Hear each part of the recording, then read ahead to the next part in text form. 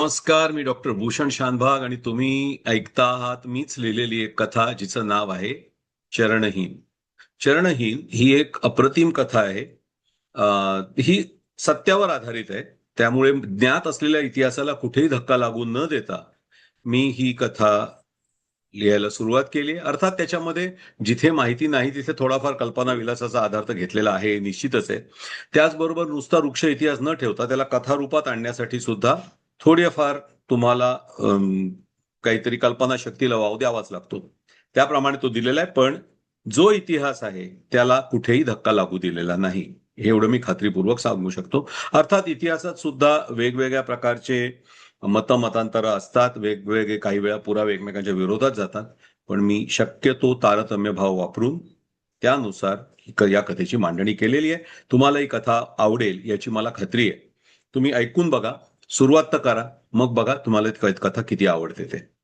ही कथा आहे एका राणीची.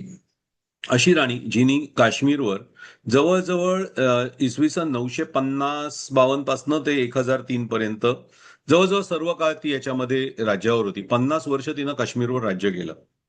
आणि एवढं असतानाही तिला एक खूप मोठा आपण ज्याला बाधा, हँडिकॅप म्हणतो तो होता. तरी सुद्धा तिनं एक आपण जसं आयर्न फिस्ट म्हणतो तशा पद्धतीने राज्य केलं. तिचं चरित्र हे एका काय म्हणू आपण, खलस्त्रीचं आहे म्हटलं तर तसंही नाही, अतिशय चांगली आहे असे नाही. तिच्या स्वभावात अनेक ज्याला आपण ग्रे शेड्स म्हणतो अशा आहेत, आणि त्यामुळे तिचं चरित्र अतिशय आकर्षक झालेलं आहे. ऐकूया ही कथा, चरणहीन.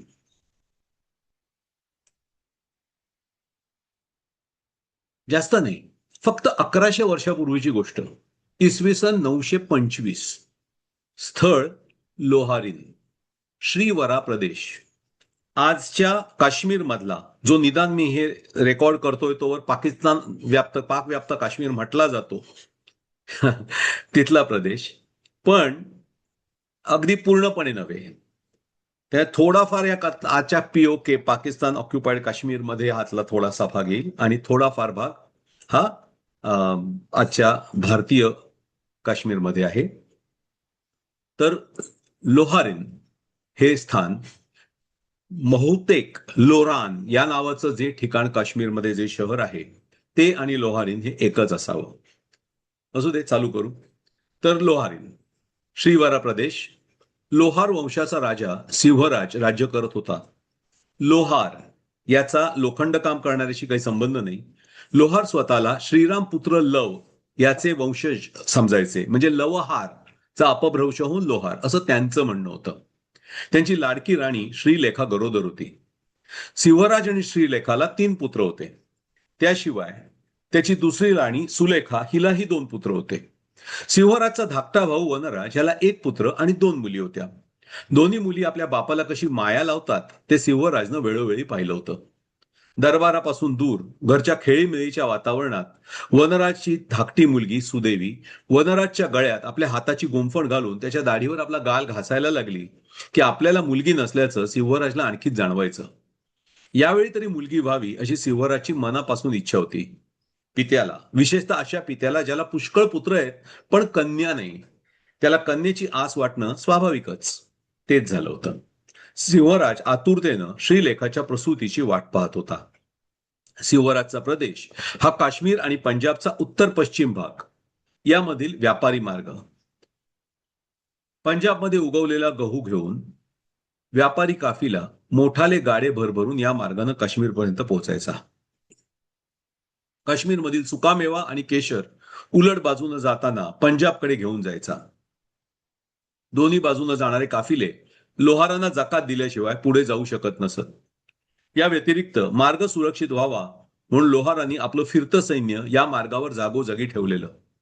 काफिल्यातल्या प्रत्येक व्यापाऱ्याला त्याला सुरक्षा हमीसाठी सुद्धा रोकड द्यावीच लागायची. जोवर हा व्यापार अबाधित आहे तोवर आपला खजिना सदैव भरलेला राहणार याची सिंहराजला खात्री होती. थंडीचे 4 महिने सोडले तर वर्षाचे उरलेले 8 महिने या मार्गावरून सतत वर्दळ चालू असायची. काश्मीरचा हिवाळा मात्र भयानक. उत्तर पंजाबच्या सखल भागात थंडी इतकी नसायची, पण काश्मीरच्या डोंगरातून जाणाऱ्या वाटा थंडीनं पूर्ण गोठून जायच्या. मार्गशीर्ष उलटून गेला की हवा थंड व्हायला लागायची. पौषात साधारण बर्फ पडायला लागायचा. पुरुष पुरुष उंचीच्या बर्फातून जाणं येणं शक्यच नसे. चैत्र निम्मा उलटून गेला की बर्फ वितळायला लागायचा. पण तो पूर्ण वितळण्यासाठी वैशाख यावा लागे. वैशाख सुरू झाला की मात्र रस्ते मोकळे होत. अजून वाटांवर थोडी ओल थोडा बर्फ असायचा. खोलगट भागात चिखलही व्हायचा.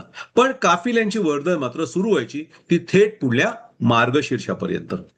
मार्गशीर्षात मात्र केशराचा ताजा बहर फुलायला लागला की काफिल्यांना तिथून निघायची ती खूण असायची.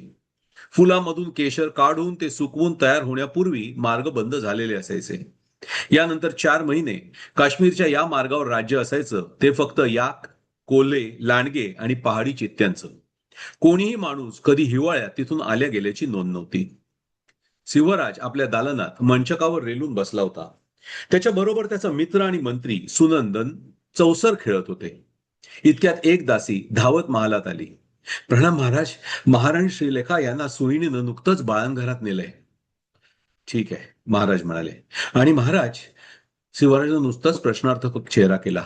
आधी राणीसाहेबांची बाळणपण झालेली असल्यानं यावेळी जास्त वेळ लागणार नाही असं सुईण म्हणत होती. ठीक आहे, काय झालं की कळव आम्हाला, शिवराज म्हणाले आणि परत डावाकडे वळले. बाळणपणाचं अप्रूप वाटावं इतकी काही ती घटना दुर्मिळ नव्हती. आता फक्त मुलगी जन्माला आली असती तरच शिवराज प्रसन्न झाला असता. सुनंदननं हातातले फासे पाटावर फेकले आणि आपली सोंगटी हलवली आणि कट्टीवर नेऊन बसवली. त्याच्या त्या सोंगटीकडे पाहत शिवराजनं फासे उचलले. आणखी 2 घटका उलटल्या. इतक्यात ती मगाचीच दासी पुन्हा धावत आली. यावेळी तिच्या चेहऱ्यावर आनंद मावत नव्हता. अभिनंदन महाराज, अभिनंदन, मुलगी झाली, तिनं बातमी सांगितली. सिंहराज खुश झाला. आपल्या मनगटातली रत्न जडवलेली पोहोची तिच्या दिशेनं भिरकावत त्यानं पुढ्यातला पड बाजूला सारला. गळ्यातल्या कंठा काढून सुनंदनला देत तो म्हणाला, सुनंदन, आजचा डाव तुझा. जा, सगळ्या राज्यात आनंदोत्सव करायला सांग. शिवराज आनंद आसनावरून उठला आणि लेकीला बघण्यासाठी जायला वळला.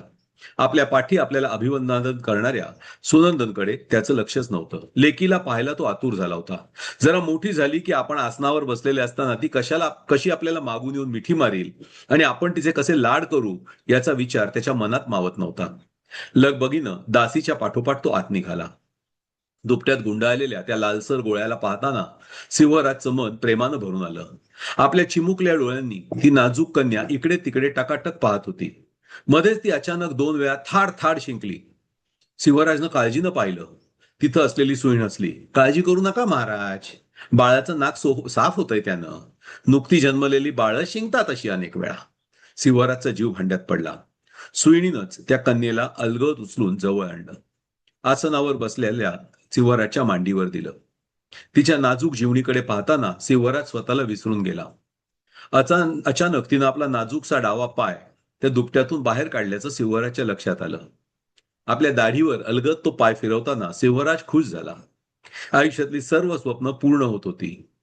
त्या कोवळ्या राजकन्येचं नाव ठेवलं दिद्दा.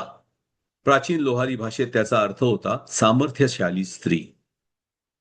लोहारींमधल्या राजवाड्यात होराशास्त्री विश्वंभर भट्ट बसले होते. समोर कापडाच्या वळीवर त्यांनी राजकुमारी दिद्दाची पत्रिका मांडली होती. तिचा ते परत परत अभ्यास करत होते. शेवटी न राहून शिवराजनं विचारलं, काय सांगते आहे पत्रिका शास्त्री बुवा? विश्वंभर भट्टांनी शिवराजकडे पाहून काही न बोलता हातानंच थांबण्याची खूण केली आणि ते पुन्हा घटका पळ मोजण्यात गर्क झाले. बऱ्याच वेळानं त्यांनी नजर वर उचलली. महाराज, त्यांनी बोलायला सुरुवात केली, मी पत्रिका बऱ्याच बारकाईनं तपासली. प्रत्येक गणित किमान 3 वेळा करून पाहिलं. चूक कुठेही नाहीये. आजवरच्या ज्ञानाला स्मरून सांगतो, अशी पत्रिका ना आजवर कधी कोणाची समोर आली आणि कधी माझ्या आयुष्यात येईल असं वाटत नाही. इतर सर्व पत्रिकांपेक्षा या पत्रिकेत काही ग्रह अत्यंत बलवान आणि शुभ प्रभाव देणारे आहेत आणि काही अत्यंत विनाशक आणि घातक आहेत. ही कन्या राणी होईल. राणी होऊन दीर्घकाळपर्यंत राज्य करील हे तर उघडच आहे. पण हिच्या सासरच्या सर्व नातेवाईकांच्या मृत्यूला काही ना काही प्रमाणात ही कारणीभूत असेल असं दिसतंय. विवाह योग उशिरा आहे. वैवाहिक सुख अपूर्ण आहे. पण राजयोग प्रदीर्घ आहे. त्यांनी सांगितलेल्या भविष्यामुळे खुश व्हावं का नाखुश हे शिवराजला कळेना. आणि हो, भट्ट पुढे म्हणाले, शनीचा प्रचंड प्रभाव या पत्रिकेवर आहे. त्यामुळे सर्व गोष्टी जरी प्रलंबित राहिल्या, उशिरा मिळाल्या, तरी त्यांची फळं दीर्घकाळ मिळत राहतील.